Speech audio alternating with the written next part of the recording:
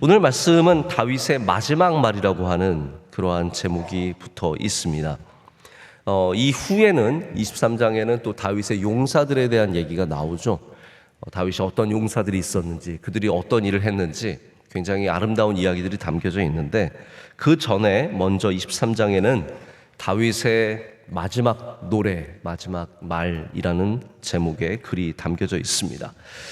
제가 지난번에도 말씀드렸지만 사무엘하의 마지막 몇 장은 모음집입니다. 어떠한 연대 순이나 어떤 특정한 목적을 갖고 쓴 글들이 아니라 다윗의 삶과 관계된 것들을 모아서 부록으로 만든 그러한 성경이기 때문에 여기는 다양한 내용들이 다양한 방식으로 붙어 있습니다.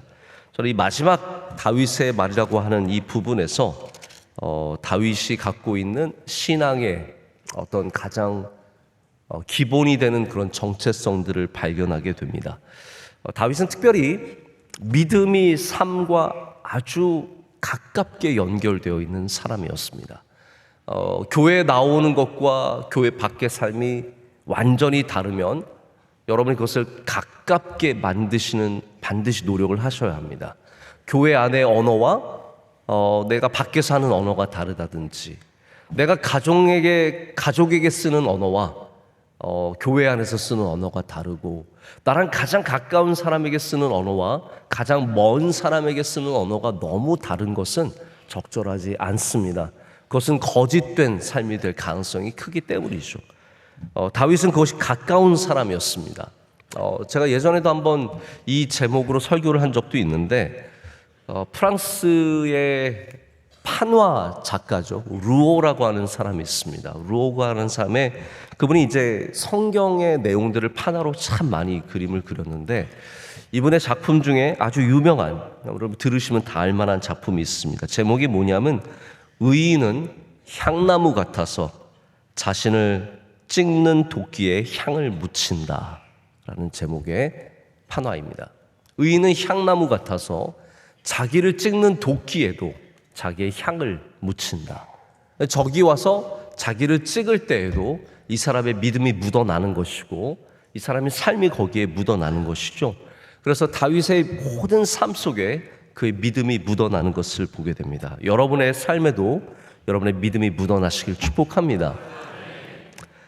첫 번째로, 다윗은 자신의 정체성을 항상 분명히 알고 있었고 고백할 수 있는 사람이었습니다.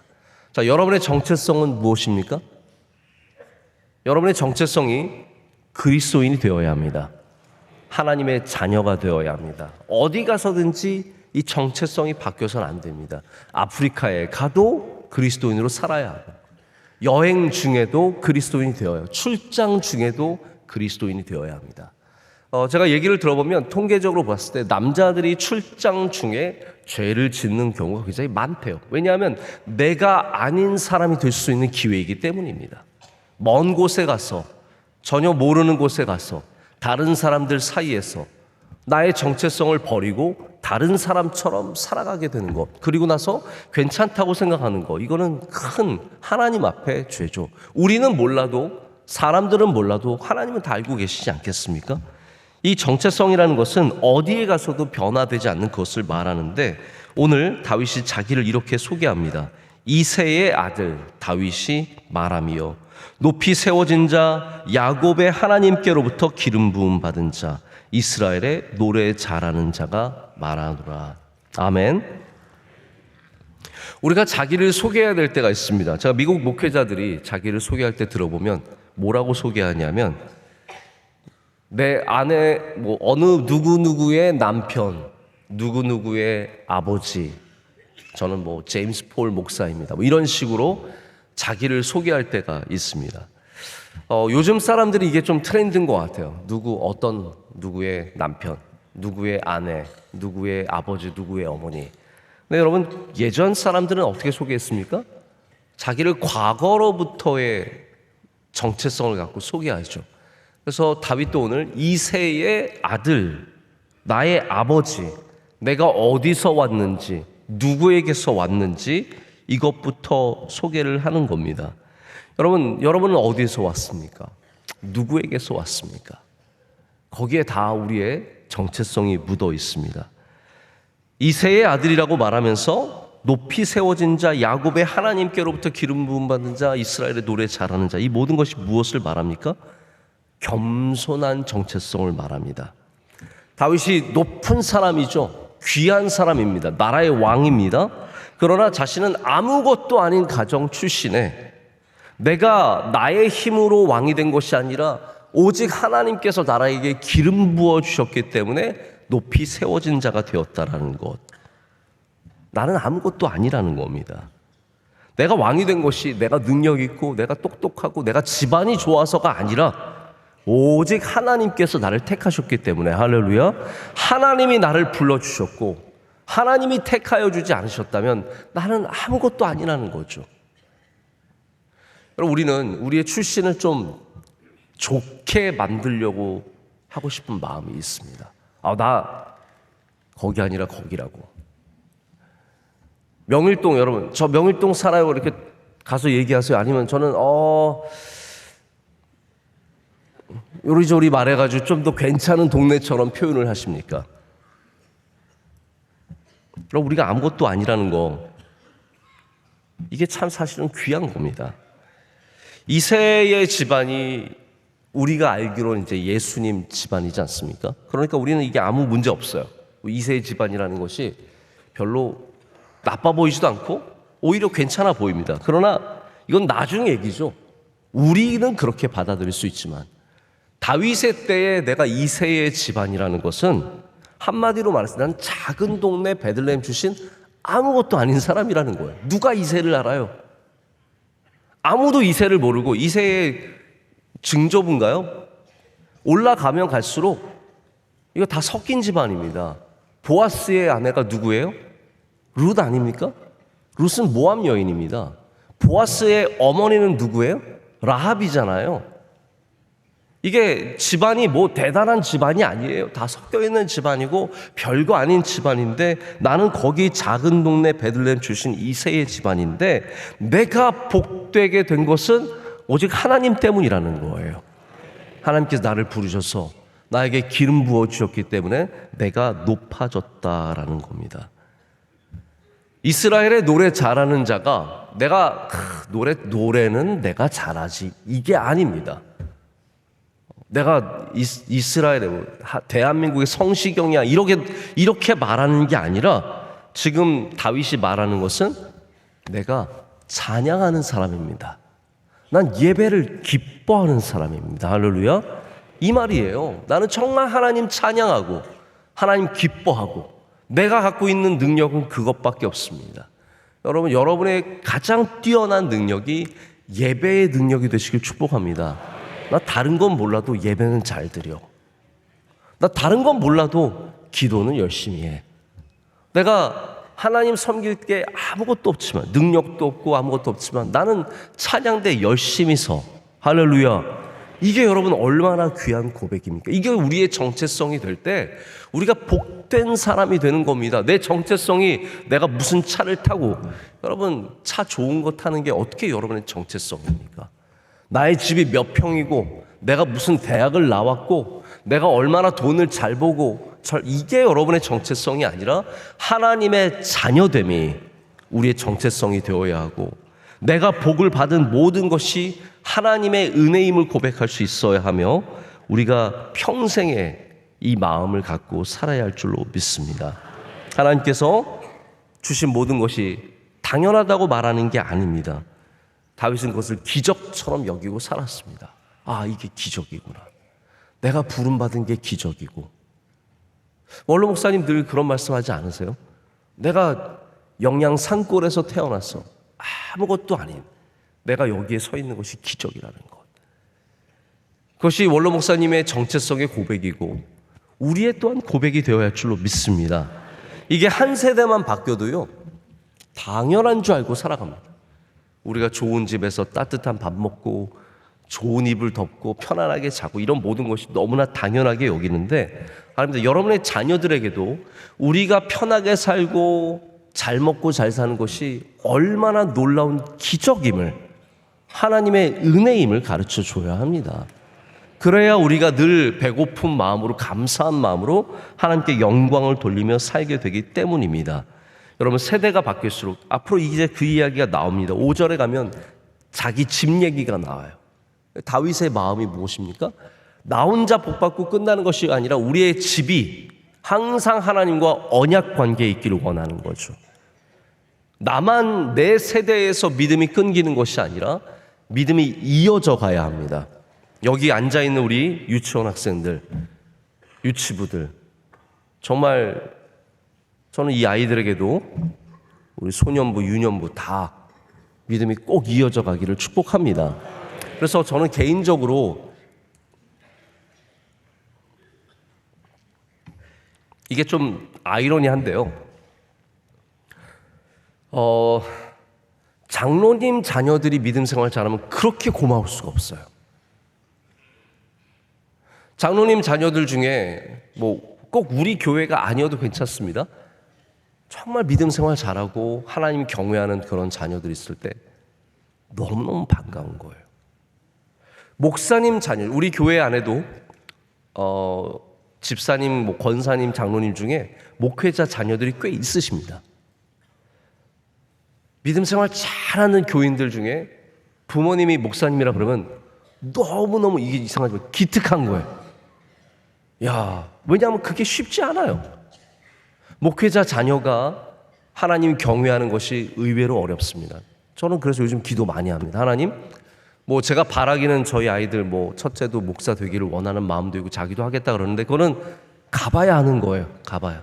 우선 믿음 좋기를 저는 간절히 바라는 거죠. 하나님, 이 믿음이 저희 아들 때에서 더 많이 성장하고 단단해지고 더 하나님께 충성하는 자녀들 되기를 원합니다. 이게 여러분 모두의 삶에도 이루어지시길 축복합니다. 자, 두 번째로 다윗은 늘 하나님과 소통하는 사람이었습니다. 여러분 참 중요합니다. 다윗이 우리가 기도의 사람이었다는 것을 너무나 잘 알고 있죠. 다윗은 찬양의 사람이었습니다. 다윗처럼 시편을 잘 쓰고 늘 하나님께 예배하고 찬양하는 사람이 어디 있었겠습니까? 예배하는 사람이었습니다. 다윗은 그래서 어떤 일이 있어도 하나님께 묻는 사람이었습니다. 여러분, 하나님께 묻는 사람 되십시오. 첫 번째로는 우리가 정체성이 하나님 앞에 가져져야 된다는 말씀을 드렸는데, 두 번째로는 반드시 하나님께 묻는 사람이 되어야 합니다. 하나님의 음성을 묻기만 하는 것이 아니라 기다리는 사람이 되어야 합니다. 자, 사울과 다윗의 차이가 무엇입니까? 다윗은 하나님을 기다렸고 사울은 하나님을 기다리지 못한 겁니다. 이게 여러분 얼마나 큰 차이입니까? 한 명은 하나님을 기다려서 광야에서 그 긴 세월을 참고 기다렸는데, 사울은 단 몇 시간을 참지 못해서 자기의 마음대로 영을 부르는, 영매를 불러다가 제사를 드리려고 하지 않습니까? 여러분, 누구는 몇 시간을 못 기다리고 누구는 십몇 년을 기다렸습니다. 여기에 차이가 있습니다. 다윗은 항상 하나님의 말씀에 귀를 기울였고 하나님을 기다리는 사람이었습니다. 그래서 2절에 여호와의 영이 나를 통하여 말씀하심이요 라고 말합니다. 왜 다윗이 메시아의 모델일까요? 우리가 신약 성경을 통해서 오히려 이유를 알 수 있는데, 여러분 잘 아시다시피 신약 성경에 멜기세덱의 반차를 쫓는 이야기가 나오지 않습니까? 멜기세덱이 예수님의 모델이에요. 왜 모델이냐면, 이걸 여러분 꼭 아실 필요가 있습니다. 뭐 멜기세덱이 대단한 인물이어서가 아니라, 또 어떤 사람들은 이제 멜기세덱을 하나님의 현현으로 보통 말하기도 하는데, 멜기세덱이 갖고 있는 역할 때문입니다. 자, 멜기세덱 때의 어떤 일들을 조사해 보면은 오히려 아브라함 때에 하나님 믿는 신앙이 가나안 땅에 있었다는 걸 보여주는 겁니다. 자, 보십시오. 우리는 아브라함 혼자서 하나님 믿어서 가나안 땅으로 온 줄 알았는데, 가나안 땅에 와서 나중에 조카 롯을 데리고 찾아서 와가지고 그 다음에 멜기세덱이 그를 환영하면서 받아들이면서 멜기세덱에게 11조를 바치죠. 모르세요? 그런 이야기가 쭉 나오잖아요. 근데 멜기세덱이 어떠한 사람이냐면 이 기능이 뭐냐면 왕 같은 뭐예요? 제사장이에요. 그러니까 멜기세덱은 하나님을 예배하는 제사장이었어요. 이 말은 다시 말하자면 가나안 땅에 이미 야훼 신앙이 자리 잡고 있었다는 걸 말합니다. 그래서 아브라함 때에 아브라함만 하나님을 믿은 게 아닙니다. 이렇게 멜기세덱 같은 사람들이 있었는데 멜기세덱이 갖고 있는 왕이지만 동시에 제사장인 것, 이게 바로 예수님의 모델이라는 겁니다. 우리 예수 그리스도께서는 왕이시며 제사장이신 분으로 이 땅 가운데 오셨다는 거죠. 근데 저는 그 중간 모델이 다윗이라고 생각을 해요. 다윗도 왕이지만 물론 그가 제사장의 직분을 갖고 있었던 것은 아니지만 제사장만큼 예배를 열심히 드리고 하나님의 음성에 귀를 기울였던 사람이라는 겁니다. 여러분, 우리는 이런 사람을 그리워하지 않습니까? 그러니까 이스라엘이 얼마나 다윗이 그리웠겠어요. 하나님을 경외하는 왕, 정말 하나님의 말씀대로 통치하는 왕, 그리고 하나님을 진정으로 사랑하는 왕, 이게 이스라엘이 그토록 기다리는 메시아, 참된 왕의 모습이었다라는 겁니다. 하나님께서는 이와 같이 하나님을 경외하는 자에게 말씀하십니다. 하나님께서 말씀하신다고요. 지금도 여러분이 하나님을 경외하시면 하나님께서 여러분에게 말씀하여 주십니다. 여러분이 그래서 어떠한 직분을 이 땅 가운데서 감당하든 늘 마음속에 나는 왕 같은 제사장이 되리라. 우리가 왕이 되는 것도 아니고 제사장이 되는 것도 아닙니다. 그러나 여러분이 가게를 하실지라도 내가 여기에서 이 가게를 정말 하나님 사랑하는 마음으로 제사장처럼 이 가게를 섬기리라는 마음을 가지실 때 다윗 같은 주의 종들 될 줄로 믿습니다. 여러분, 어떤 일이 있어도 하나님과 소통하는 것을 잊지 마시기를 축복합니다. 어디 가십니까? 하나님과 소통하고 가십시오. 뭘 사십니까? 하나님과 소통하고 사십시오. 무슨 일을 하든 우리가 주님께 묻고 주님의 말씀을 들을 때 하나님께서 여러분의 입술에 하나님의 말씀을 주실 줄로 믿습니다. 세 번째로 다윗은 하나님의 뜻을 이루는 사람이었습니다. 3절을 한번 보실까요? 3절에 하나님께서 다윗을 부르시는 그 호칭을 보십시오. 사람을 공의로 다스리는 자, 하나님을 경외함으로 다스리는 자요. 이게 하나님께서 다윗을 평가하시는 말씀입니다. 사람을 공의로 다스리며 하나님을 경외함으로 다스리는 자. 그럼 우리 하나님은 정의와 공의의 하나님 아니십니까? 우리 하나님께서 정의와 공의의 하나님이시기 때문에 다윗은 그 하나님의 모습을 닮아서 이 땅 가운데 내가 하는 모든 것 가운데 하나님의 정의와 공의가 이 향나무의 향처럼 모든 곳에 묻어나게 하는 것이죠. 이미 사무엘 8장에도 다윗이 공과 의로 다스린다라고 성경은 전하고 있었습니다. 이 정의라는 말을, 공이라는 말을 히브리어로 미시파트 차다카라고 얘기를 합니다. 이제 둘 다 어떠한 정의의 개념이냐면 미시파트는 공명정대한 법률을 말합니다. 그러니까 억울한 사람이 없게 하는 것, 명확하게 정확하게 법을 적용하는 것, 이것을 미시파트라고 말하죠. 체다카는 분배의 정의를 말합니다. 잘 나누는 것, 공평하게 나누는 것. 자, 제가 오늘 이게 적절한 예인지 모르겠는데 이런 그림 같은 거 내라고 했을 때 사실 저는 굉장히 목회자로서 곤란합니다. 왜냐하면 제 마음에는 다 1등을 주고 싶어요.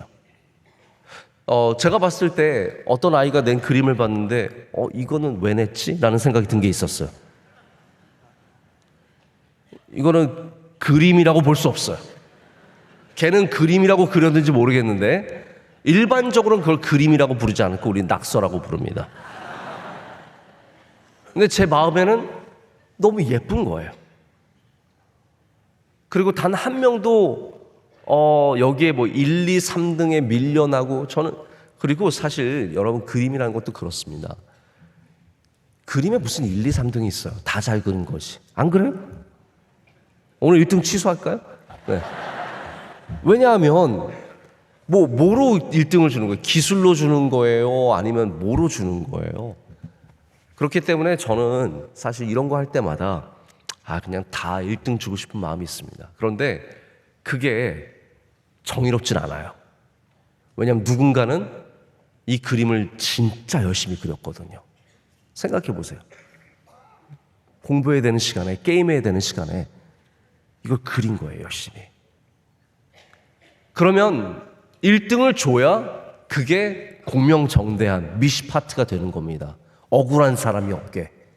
근데 반대로 진짜 잘 그렸는데 제가 눈이 삐뚤어져가지고 2등을 줘야 할 애에게 3등을 준다든지 3등을 줘야 할 애에게 밀려나게 되면 이게 또 누군가에게는 억울한 일이 되잖아요.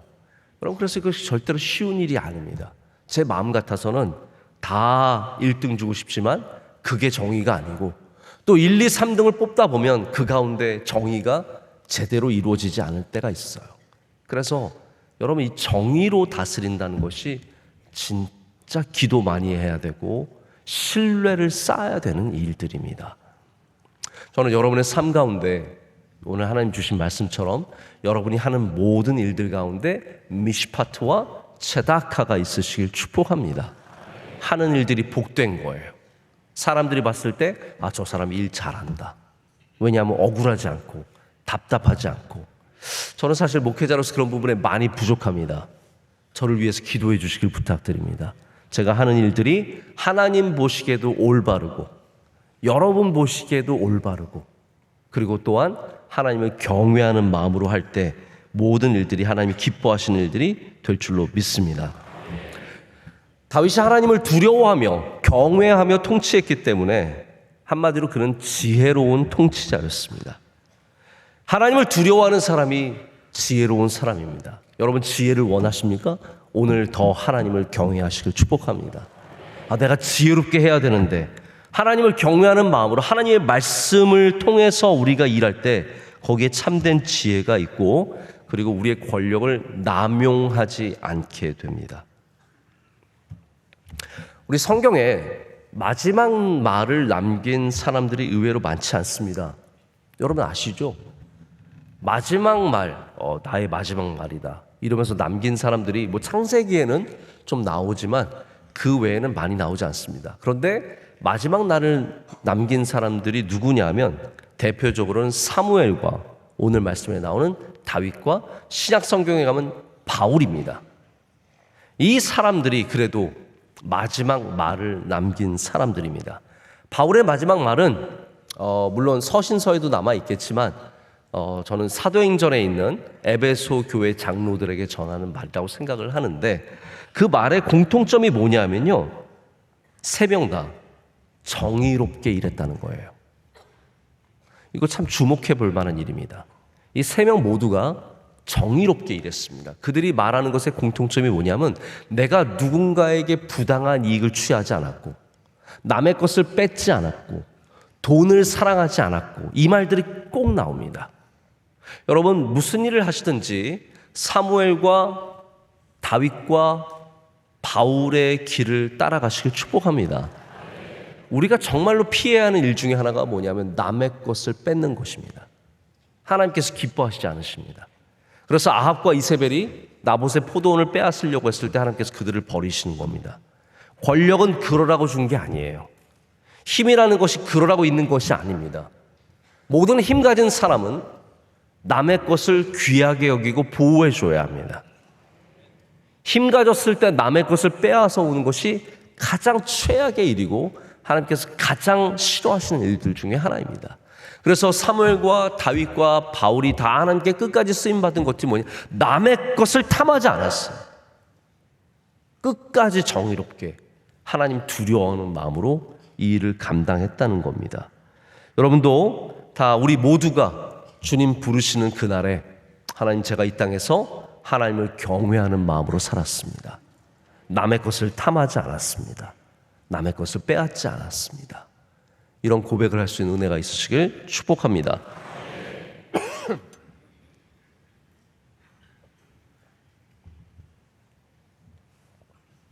자, 마지막입니다. 마지막이니까 좋으시죠? 네. 마지막으로 다윗의 집은 하나님의 집과 언약의 관계에 있었습니다. 이게 참 아름다운 말입니다. 여러분, 언약은 아름다운 말입니다. 하나님께서 우리를 언약 관계에 두셨다는 것은 제가 한번 청교도식으로 여러분께 이해를 드리도록 할게요. 자, 청교도가 갖고 있는 언약, 청교도 신학이 언약 신학이에요. 꼭 아시길 바랍니다. 청교도가 뭔가 궁금하시죠? 청교도들이 뭐 하는 사람들인가? 뭐 깨끗한 사람, 그런 거 알겠어요? 근데 청교도의 신학이 중요합니다. 청교도들은 어떤 신학을 가졌냐면 언약 신학이라고 해서 우리가 하나님의 계명을, 우리가 하나님과 계약을 한 거예요. 언약이 계약 아닙니까? 어떤 계약이냐면 우리가 하나님의 말씀을 지키면 하나님께서 우리를 항상 보호해 주신다는, 지켜주신다는 신학이에요. 그래서 청교도들은 십계명을 비롯한 이 모든 말씀으로 살아가는 사람들입니다. 철저하게 그 말씀 속에 살아가는 거예요. 그래서 그게 어디에까지 이르게 되냐면 나라를 하나님의 말씀으로 살아가게 하는. 그래서 청교도들이 미국에 가서 미국에서 나라를 세운 다음에 그들이 가장 원했던 것이 무엇입니까? 바로 말씀대로 나라를 통치하는 거였어요. 십계명대로. 이 계명을 중요하게 여기는 거예요. 그래서 청교도들이 항상 어디에 가든지 말씀을 중요하게 여기고 언약을 중요하게 여기고 그렇게 살았습니다. 근데 여기에 하나 이제 패착이 뭐냐면 문제가 생기면 어떻게 생각하냐면 우리가 뭔가 하나님의 말씀을 지키지 못했다가 되는 거예요. 이해가 되세요? 예를 들어서 우리 아이가 병이 났어요. 그러면 청교도 신학은 우리가 그 신학을 많이 갖고 있어요. 아, 내가 뭔가 하나님 말씀을 지키지 않았어. 뭔가 내가 잘못한 게 있어. 딱 길티 신학이 되는 거죠. 죄책감이 많은 신학이 그래서 청교도 신학입니다. 제가 이번에 어떤 집사님이랑 얘기를 하고 있는데 목사님 우리가 이번에 이런 일이 안 된 거는 뭐 어떤 목사님이 그랬대요. 뭘 잘못해서 그런 거다. 자, 그래서 그 목사님 말씀이 맞을 수도 있지만 저는 하나님이 꼭 그런 분 아니라고 생각한다. 하나님의 더 크신 사랑과 뜻이 있기 때문에 그렇게 인도할 수 있는 건데 안 된 거를 다 내가 뭔가를 잘못해서, 여러분 우리 잘못한 건 항상 있잖아요. 그러면 항상 안 돼야 돼요. 그렇기 때문에 우리가 뭐 잘못하고 죄를 짓고 계명을 어기고 이 모든 것들 그렇게로만 생각하면 굉장히 청교도 신학, 이 우울한 신앙이 되기 쉽습니다. 그래서 제가 청교도 신학을 말씀을 드리지만 청교도 신학이 또 우리의 삶 가운데 너무 우울하게 자리 잡을 수 있다는 부분도 말씀을 드리는 거예요. 근데 최소한 다윗의 신학은 청교도 신학에 가까웠습니다. 언약 신학이. 그래서 하나님이 우리 가정을 지켜주시고 우리가 영원히 이 언약을 지킬 때 하나님께서 우리 가문을 영원토록 지켜주신다는 거죠. 자, 분명히 가져가시길 바랍니다. 하나님과 우리는 언약의 관계입니다. 그런데 다만 다른 것이 있다면, 다윗의 때와 다른 것이 있다면 우리는 예수 그리스도의 은혜로 우리를 지켜주신다는 것이죠. 우리가 부족하고 죄짓고 실수하고 잘못하지만 여전히 하나님은 우리를 언약 안에 품어주셨습니다. 왜냐하면 더 이상 우리는 율법의 언약이 아니라 예수 그리스도의 언약 가운데 살아가는 사람들이 되었기 때문입니다. 자, 마지막에 가시나무 얘기가 나옵니다. 사악한 자들, 악인들은 그렇지 않다는 거죠.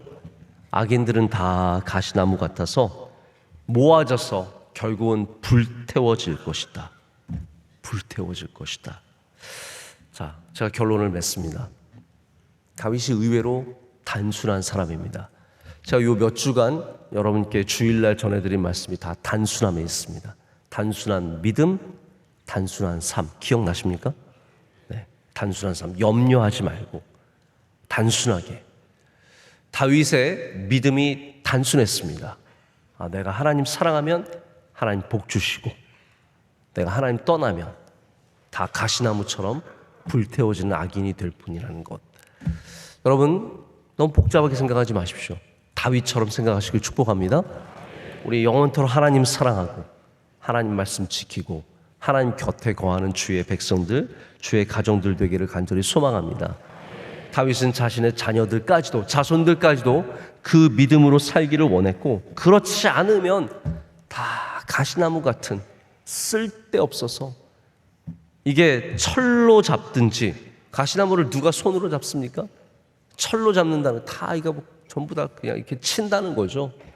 창틀로, 창의 끝 손잡이로 다, 나무 손잡이로 이렇게 긁어 모아서 결국은 다 불태우는 것에 지나지 않는다고 했습니다. 여러분, 가정이 쓸모없는 가정이 아니라 하나님과 이 땅과 이 세상과 교회에 쓸모있는 가정 되시길 축복합니다. 우리 가정은 별거 아니지만, 이세의 가정이지만 하나님 나라에 꼭 필요한 가정이다라는 믿음으로 살아가시고, 그런 가정으로 복된 주님의 은혜를 누리시기를 축복합니다.